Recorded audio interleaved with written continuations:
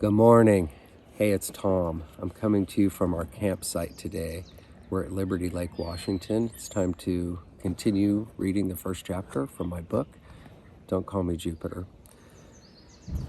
The movie premiere of Lenny is an unforgettable event. My favorite scene is when Lenny enters a hotel room full of flowers.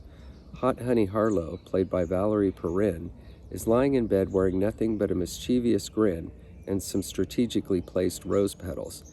I like the young Honey up on the screen, and I love that the real Honey is sitting directly in front of me. How cool is this? I hang out with celebrities, which makes me bitchin' by association. This is something people will no doubt sense about me. I'll possess a celebrity aura so strong that I won't ever need to be one of those annoying name droppers again, which is kind of what I'm doing right here. After the movie, Honey turns around and asks me what I thought. I gushed something about it being the best movie ever made. There's talk of Golden Globe Awards, the Cannes Film Festival, and Oscars. Peggy invites Honey to our house for dinner next week, and I'm already counting down the days. On the day of our dinner date, I await at the doorway for a good hour before she's expected. She arrives with her teenage daughter. They're both holding bottles of wine. Hi, Tommy. This is my daughter, Kitty. Danny and Claire filled me in about Kitty, who goes to Drake High School, and according to Danny, is a stone fox, and she certainly is. She's only 4 years older than I am, but my interest is with her mother, who's at least 40 years older than me. This woman was a stripper. This woman did drugs. This woman did time in prison. Her life is being played out on the big screen. She's famous. I have no time for her daughter. There are lots of conversations during dinner, but I'm only interested in what Honey has to say. I appear to be listening, but nothing sticks. Considering this woman's past, it's quite possible that at any moment she will flash one or more of her breasts, and I intend to be ready. I keep juxtaposing the real Honey with Valerie Perrin from the movie in my hormonally overactive brain. Please pass the salad, I say pretty much to her left nipple as if it was a microphone. In my mind, Honey is sitting at our table buck naked, except for a few strategically placed pieces of romaine lettuce.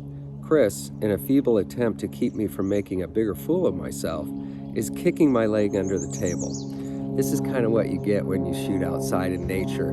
You get airplanes and you get some ATVs.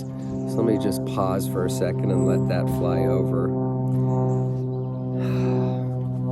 It's really important to stay connected with nature. That was probably one of the best things my mom did ever teach me, was a deep, deep appreciation for getting outdoors and staying connected, and I sure needed this camping trip. Okay, clear the set. We'll continue here. At one point, Honey stops in the middle of her story and snaps her fingers up front from her breast to pull my gaze back to her eyes. Everyone laughs. Honey knows what's on my mind. She might even be flattered. Why else would she wink at me twice that night? And I'm pretty sure she didn't have anything in her eye either. Despite the horrific start at school, with every passing day, my preference for San Anselmo over Davis grows stronger. It had never occurred to me that hippies could be rich, drive nice cars, and live in expensive homes. These are the kind of hippies I can actually admire and respect. Silly me, I always assumed poverty, drugs, and fewer chances to shower were mandatory requirements. Here, hippies own businesses, write magazine articles, sit on school boards, go on yoga retreats, and make movies. I'm embracing my new home, my new environment, our new super-sized family, and living in our exclusive neighborhood, The Hollow. Our Thanksgiving in Marin County is a tad untraditional. Peggy planned the gathering for people who couldn't be or didn't want to be with their own families. She's calling it the out-of-sight outcast party. Some things are traditional. Mayor cooks a turkey. Other things are less traditional.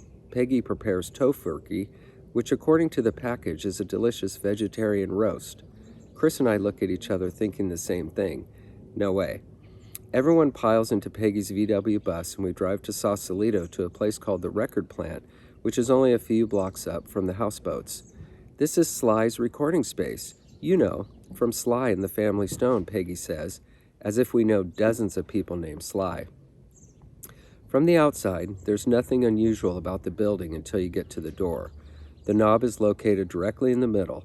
This was difficult to engineer, and it takes a moment for my baffled brain and hand to wrap around it. Inside is equally atypical.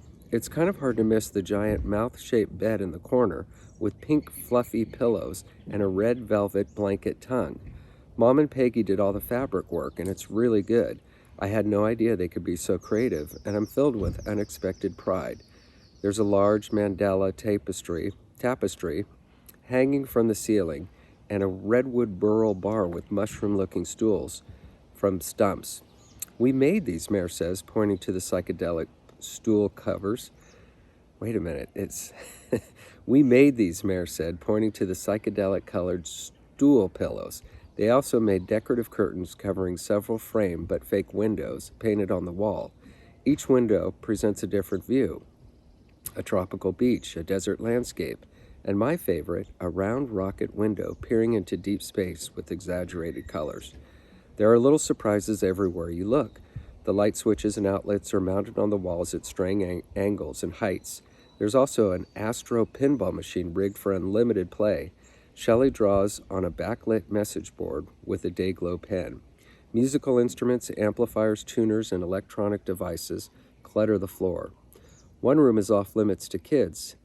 I'm able to peek inside and see plaques of gold records lining the walls and a mixing board with more buttons and knobs than NASA has at Mission Control. All right, that was another little section from the first chapter. We'll be back for another edition of Page Turning Tuesdays with Tom. Thanks for tuning in. See you next time. Bye-bye.